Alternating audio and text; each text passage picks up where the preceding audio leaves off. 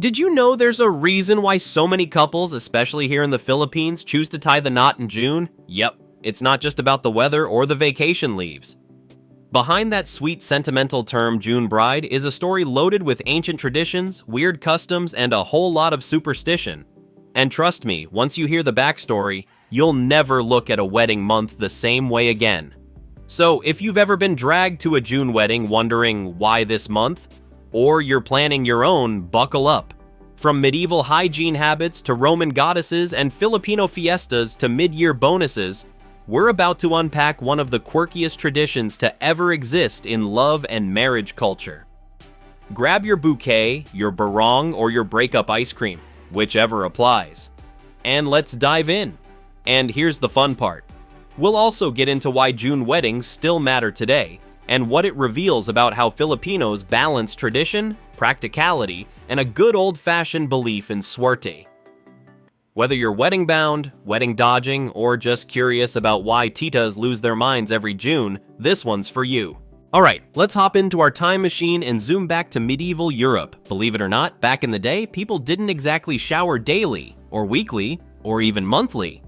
The average medieval person took a full bath once a year, and that annual soak usually happened in May or early June. So by June, folks were at peak freshness, and what better time to host weddings when everyone wasn't, well, offensively fragrant? But it wasn't just about personal hygiene. June also marked the end of spring, a time when flowers bloomed, crops started to grow, and spirits were generally higher.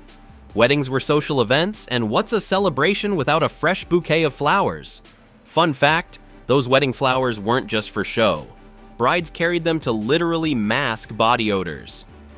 So when you see those beautiful, extravagant bouquets in old paintings, know that it wasn't just aesthetic, it was functional. Romance in the age of medieval funk, everybody, plus June weddings often doubled as community festivals.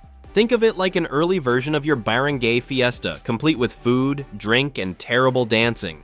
In many villages, the wedding season was their excuse to gather, gossip, and matchmake future couples. If you were single, June was basically a live Tinder event, just with way more goats. Another fascinating reason for the popularity of June weddings comes from ancient Roman mythology. The month of June is named after Juno, the Roman goddess of marriage, childbirth, and women.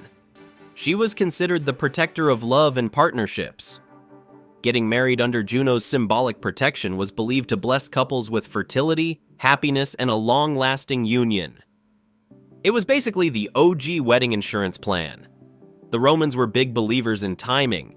They thought the stars and gods influenced every major life event, from harvests to battles to, weddings. So if you tied the knot in June, you had the divine favor of Juno herself.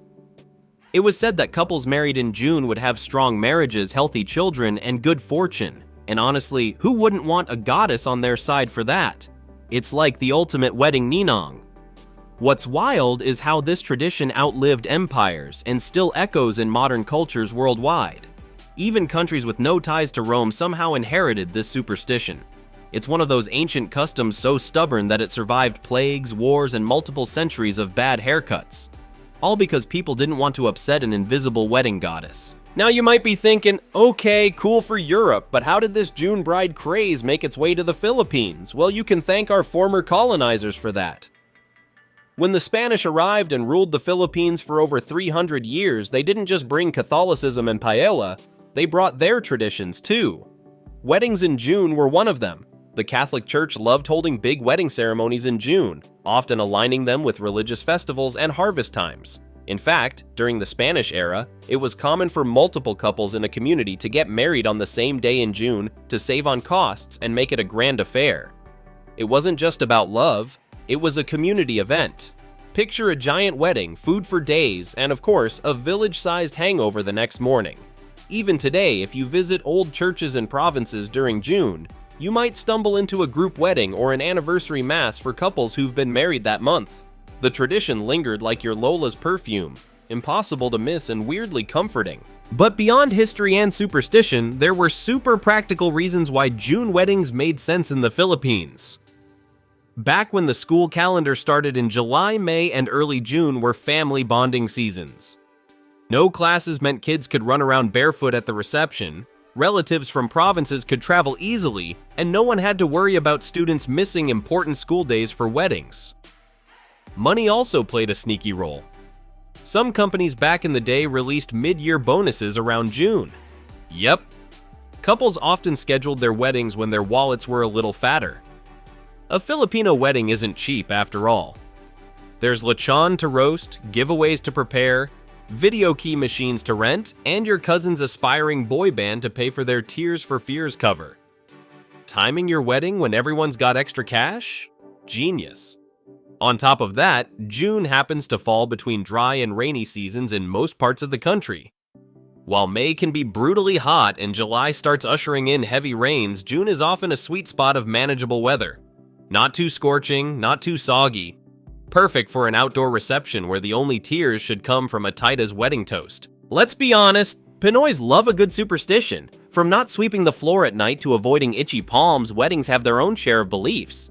Many believe getting married in June brings lifelong happiness, financial blessings, and healthy kids. Some titas even say a baby born from a June wedding couple will grow up extra lucky, like the human equivalent of a four-leaf clover. And of course, media made sure to romanticize this tradition. Classic teleseries and Pinoy movies love those dramatic June wedding scenes. Who wouldn't want to feel like the lead in a romantic drama, slow walking down the aisle with Aegis or South Border playing in the background? It's a cultural vibe so strong, even people who aren't particularly superstitious still feel that June is the month for weddings. Even modern wedding expos and bridal fairs tend to peak in June, feeding into this old-school belief. Wedding suppliers, florists, and cake makers capitalize on this tradition like pros because let's be real, if there's a month when people will spend on weddings like there's no tomorrow, it's this one. Fast forward to today. Are June weddings still a thing?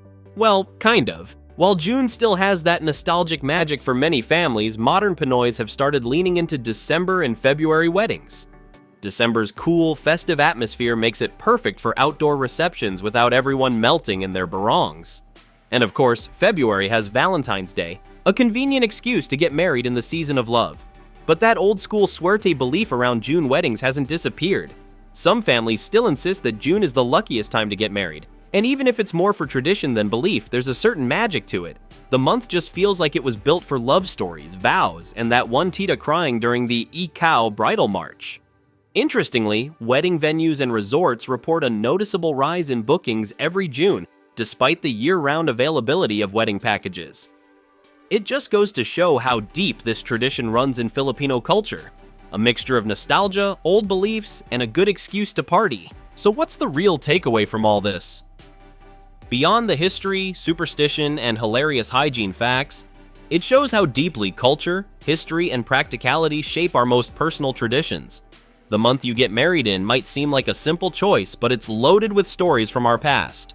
From Roman goddesses to colonial fiestas to mid-year bonuses, even wedding dates carry meaning. And the truth is, while it's fun to follow traditions, what truly makes a marriage special isn't the month, the bouquet, or whether the lechon skin stays crispy. It's the people, the love, the karaoke duets at 2 a.m. So whether you're a June bride, a December groom, or a happy single dancing at someone else's wedding, embrace the timing of your own love story. That's the real suerte. In the end, this tradition reminds us of one thing. It doesn't matter when you celebrate love, as long as you celebrate it wholeheartedly. And if you can squeeze in crispy lechon and a tita singing back at pa, even better.